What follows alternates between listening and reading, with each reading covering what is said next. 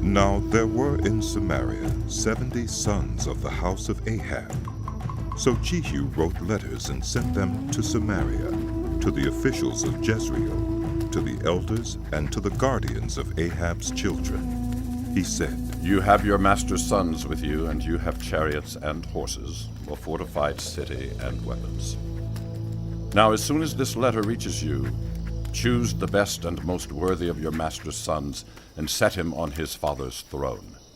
Then fight for your master's house. But they were terrified and said, If 2 kings could not resist him, how can we? So the palace administrator, the city governor, the elders, and the guardians sent this message to Jehu. We are your servants, and we will do anything you say. We will not appoint anyone as king. You do whatever you think best. Then Jehu wrote them a second letter, saying, If you are on my side and will obey me, take the heads of your master's sons and come to me in Jezreel by this time tomorrow. Now the royal princes, 70 of them, were with the leading men of the city who were rearing them.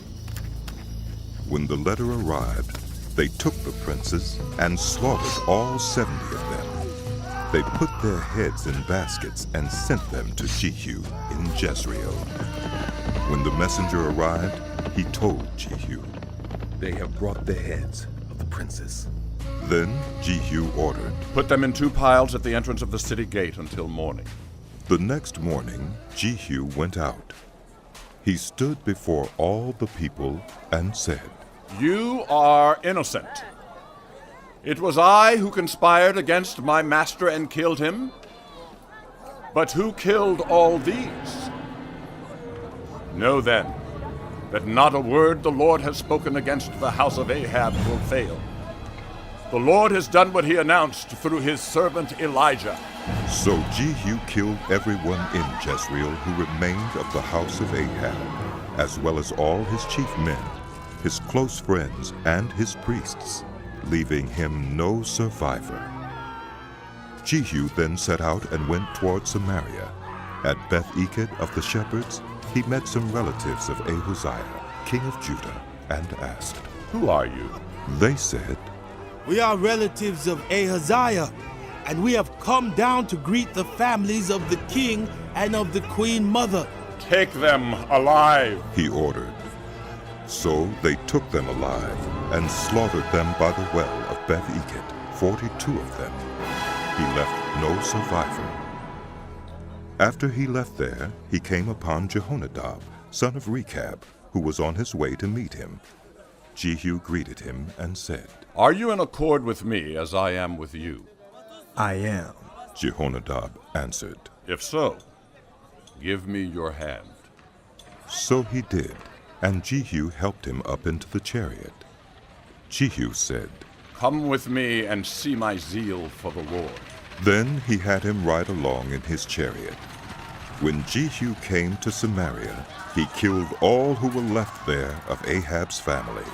He destroyed them according to the word of the Lord spoken to Elijah. Then Jehu brought all the people together and said to them, Ahab served Baal a little. Jehu will serve him much. Now summon all the prophets of Baal, all his servants and all his priests.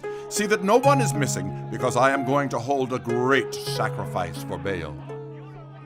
Anyone who fails to come will no longer live. But Jehu was acting deceptively in order to destroy the servants of Baal.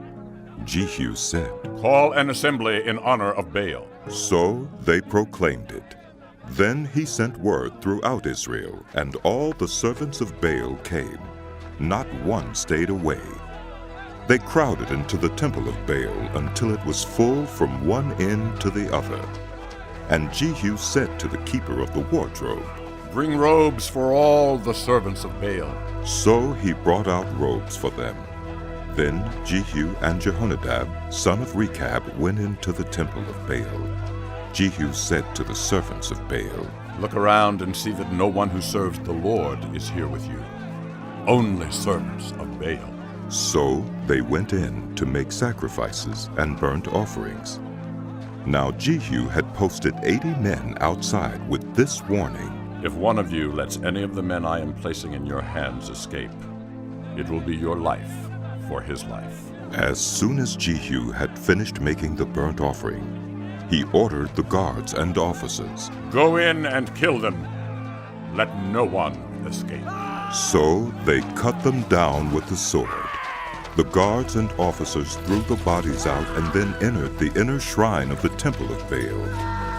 They brought the sacred stone out of the temple of Baal and burned it.